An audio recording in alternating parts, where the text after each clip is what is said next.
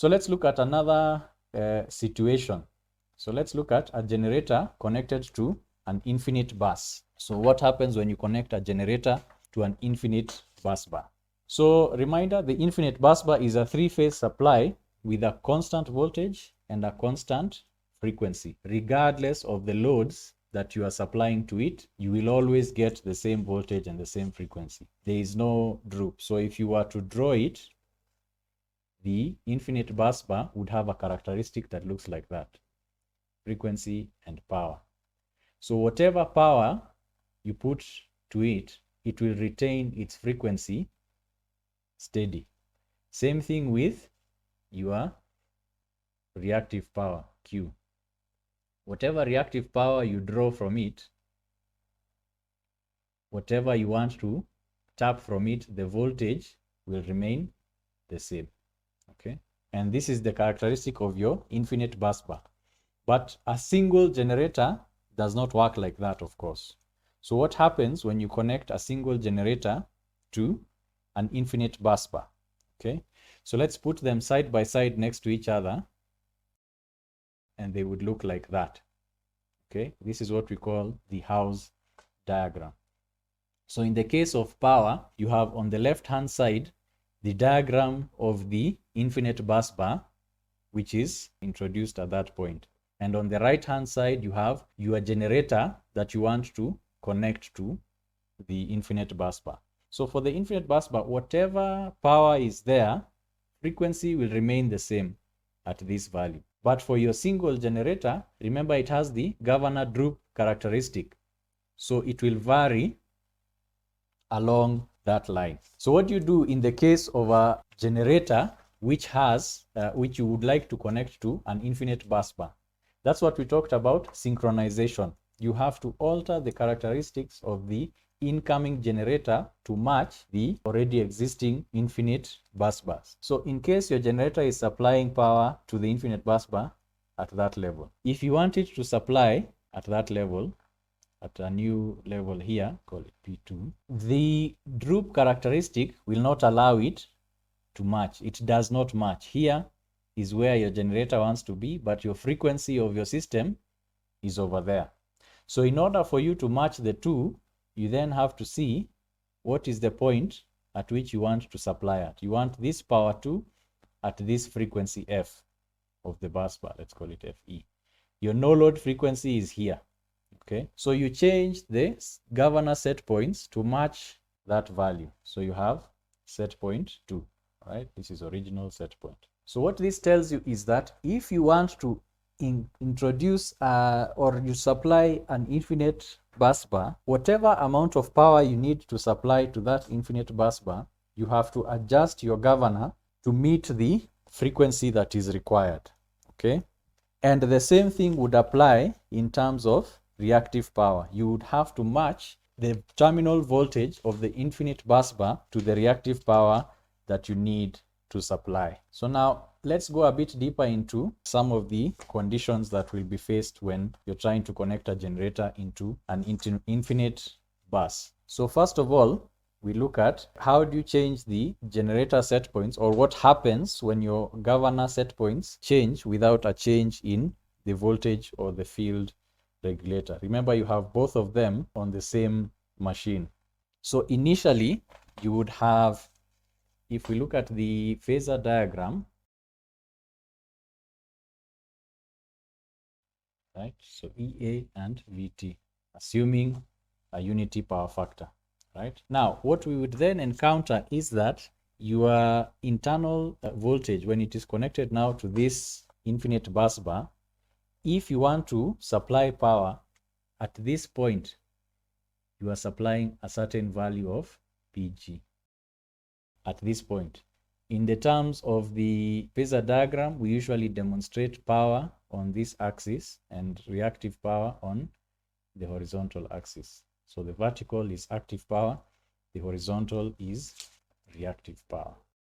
Now, in this particular case, if we change the governor set points such that you are now supplying a power that is higher, so let's say you are supplying at PG2, right? that means that your terminal voltage in this case will remain the same, okay? Because you're connected to an infinite bus bar, yeah? Your machine has to remain at that terminal voltage, but you want it to produce more power. What options do you have? You then have to have, with this, the internal generated voltage, you then have to change the value of the internal generated voltage. But remember here, in order to change from PG1 to PG2, we have changed your governor set point. Okay, you change that. But we are saying what happens if we change the governor set point, but we retain the voltage regulator. All right, you change governor set point without changing voltage regulator. If you do not change the voltage regulator, what does that mean? Internal generated voltage remains the same in terms of magnitude. So what are the constraints that you have? You then have, similar to what we have seen before, if your internal generated voltage can only remain the same in magnitude, you then have a locus that looks like that, roughly. I can draw an arc. Not helping. Okay. So what that means is, in order for you to achieve PG2, you'd have the same value of EA. All right, this is EA1. Same magnitude, but now you have a different value of IX. Okay. And that means that consequently your current here as well will kind of change. IA2, right? Your current will change to match the change in those. So what this means is, if you change the governor set point, if you want to supply more active power, but you don't want to change the excitation, what would result is you have now the power factor of the generator will change. You will now have a more leading power factor. And if you increase the power even further, your current will move more towards that direction. It will be more leading and you will have power factor change, right? So what this practically means is that if you increase this, you are now consuming reactive power in order to increase the governor set point, or to increase the amount of power that you are supplying. Okay, an increase in the amount of power being supplied without changing the field excitation leads to consumption of reactive power. So in that case, how do we change the reactive power so that we then have at least an increase in the power factor and you return it back to unity? So if we have, I'll zoom in a bit, if we have your system looking like that, okay, so we have increased our power from the initial point, which is PG, to PG2, but we realize that we are now consuming reactive power. Our power factor has gone off. So we want to return it back to this point, which will enable us to have the PG2 that we want, but at the same time, we will have a good power factor. So that would then mean, let me put it in a different color. So that would then mean you have EA3 now moving across to PG2. How do you achieve that? You notice that this EA3, the magnitude has now increased. So it brings us back to what we had talked about, that the reactive power is varied by the voltage regulator. And what is the voltage regulator? Voltage regulator is IF. Okay, remember that EA is equals to K phi omega, and phi is related to the field current that we have, and field current, of course, is your voltage regulator. So what we have done here is we have managed to increase the amount of power, but we have still retained our power factor where it is. So that means that you have to regulate both the voltage and the governor, the prime mover, together in order to achieve whatever values of power and reactive power that you need to achieve. Okay. And incidentally, our current here related to this IX3 would be, right, so an increase from IA to IA3, okay, because you are now producing more reactive power. Okay, instead of consuming, we have now started producing. So in summary, for a generator operating on an infinite bus, there are a number of things that we need to take into consideration.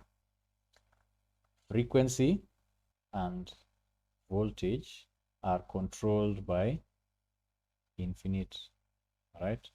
When your generator is connected to an infinite bus, you cannot change the value of frequency and voltage at which you supply. You must match those values because they are dictated by your infinite bus. Number two, the governor set points control active power. We've seen that already here. If you want to go from PG1 to PG2, you need to be able to change the value of the governor. And then number three, the field current controls or voltage regulator controls reactive power. And we saw that over here, whereby in order for us to change the power factor at which the machine is operating, we changed the current, which changed the value of flux, right? These things are all related to each other. So now let's look at another instance. This is now generators of similar size, okay, in parallel with each other. So here we are looking at, if you have loads like that, you'd have a generator 1 connected to the loads, and you would then have a generator 2 connected to these same loads. So what are the characteristics when you have these two generators operating next to each other? So for infinite buses, we had the house diagram looking like that. But now here we have a case where you have two generators, each with slopes. So what are the dynamic of those two kinds of generators? For now, we will assume that they are of a similar size, so they'll have similar slopes and characteristics. So let's look at how the house diagram would look like. So you have, instead of your infinite bus, you have your generator 1 with power on this side and frequency on that side. Okay, let's call that generator 1. And then we have on this other side generator 2, so that you have them back to back, okay, with a slope going from that point. Now in this case, the two generators themselves have certain characteristics when they are supplying loads. The first of these is that the power supplied by generator 1 plus the power supplied by generator 2 must be equal to the total. That is a condition that must be achieved regardless, right? As long as the loads have a certain value, the sum total of the power being supplied by the two generators must be equal to those loads. In terms of electricity, whatever is generated must be consumed. So that would mean that if you have your generator supplying the two loads, and let's say supplying them at a given frequency, you would have, let's say, P1, all right, operating at a certain frequency, F. If generator 2 is connected in between these ones, it must operate at the same frequency and the same voltage, which means that this frequency is what your generator will be operating at, all right? And it means that, consequently, your generator 2 will supply that much, okay? Because they are operating at the same frequency, they must be able to supply the same amount.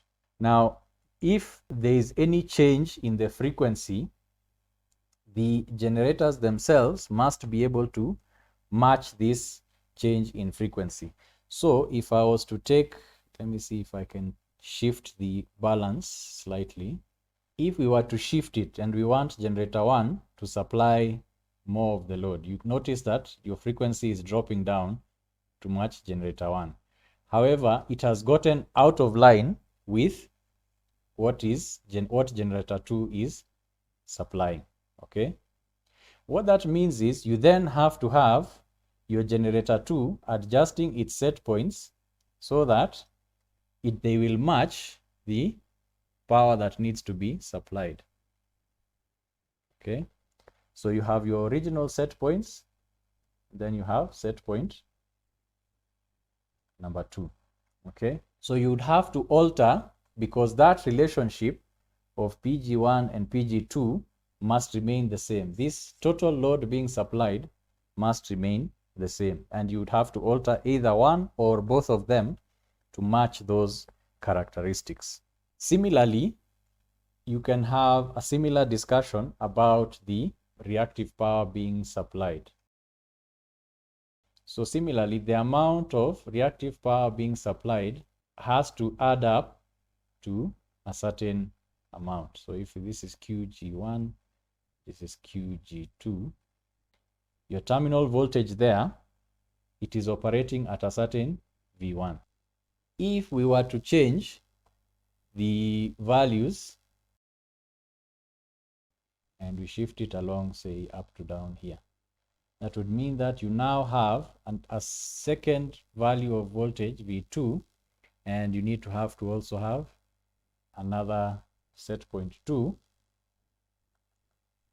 for your voltage regulator, and that matches the two of them. So you have QG2 and QG1 being the total reactive power that you're supplying to this system. Okay, so in summary, for generators that are in parallel to each other, okay, so the key points for generators that are in parallel, the first key point is total active power and reactive power supplied must equal the total loads. That is rule number 1. Then from there, number 2, to change power with constant frequency, we must change governor set points. And number 3, to change frequency with constant power, the same applies. You change again set points, right? Which was demonstrated here. Okay. Number 4, in order to change reactive power Q with constant voltage VT, you can increase the value of the set points, and you increase on one and you decrease on the other in order to match the two. And number 5, in order to change VT with constant Q, we increase one, decrease other. So let's go through these one by one. So starting with here, right? So you have your diagrams as listed here. So we want to change the ratio of power. So initially you have, let's call this P1 and this is P2, okay?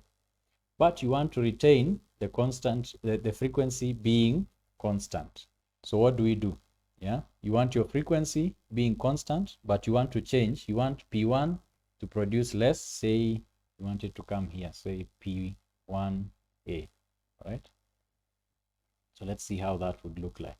So what we want is we want to retain them at the same frequency, but you increase the value of power being supplied. So this means that you would then have to change both frequency or both set points. So you had your initial set points there, but now you need to have a new set of set points here.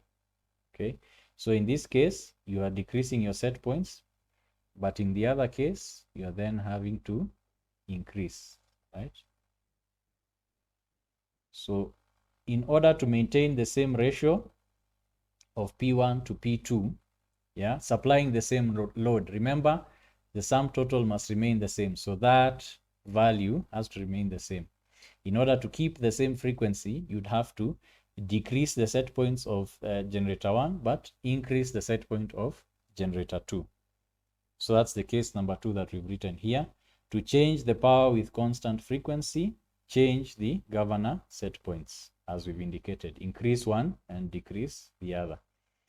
This other one, to change the frequency with constant power, we have to also change the set points. So let's look at how those set points will look like. So let's say you have your F2 here.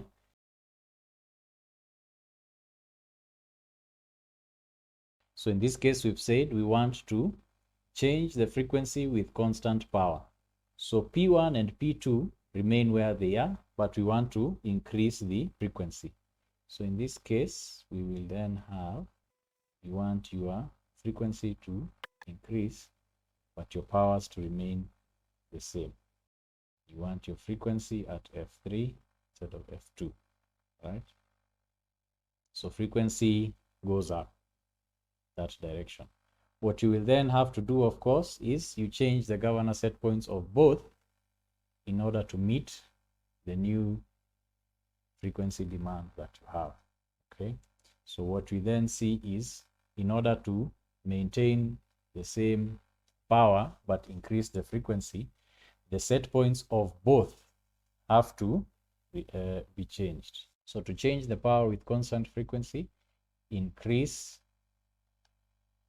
set point of one,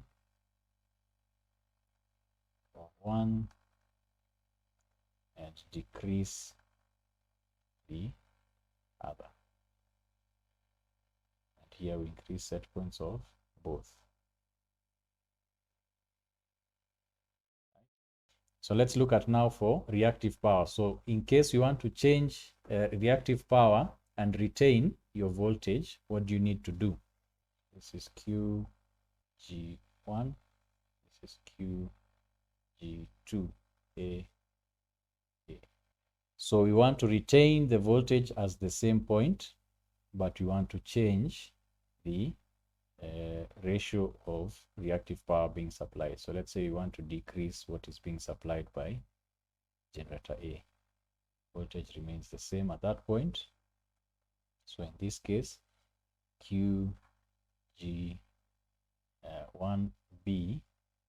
and QG2B, right?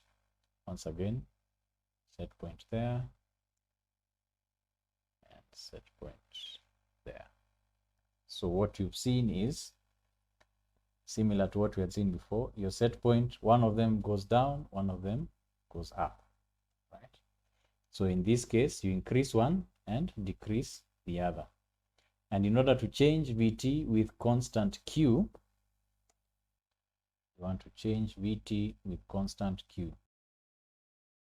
And we now have same values of Q that we had already instituted, but now you have a different voltage from voltage T1 to voltage T2. Now have it over there. So of course, your value of set point is over there and another one is over there. So in this case, both of the set points in the voltage regulator have increased. So actually what we've said here is you don't increase one and decrease the other. You actually change both set points together. And similarly here, it's not increase necessarily. It can be just a change. It can be increase or decrease. So let's change. So those are the impacts of various types of power changes to systems that are either with infinite bus bars, working alone, or working with two generators next to each other. So generators in parallel require certain changes. So essentially, in order to match the loads, rule number one has to be the power being supplied must match the load. Okay, and this applies to both P and Q. So both active power and reactive power.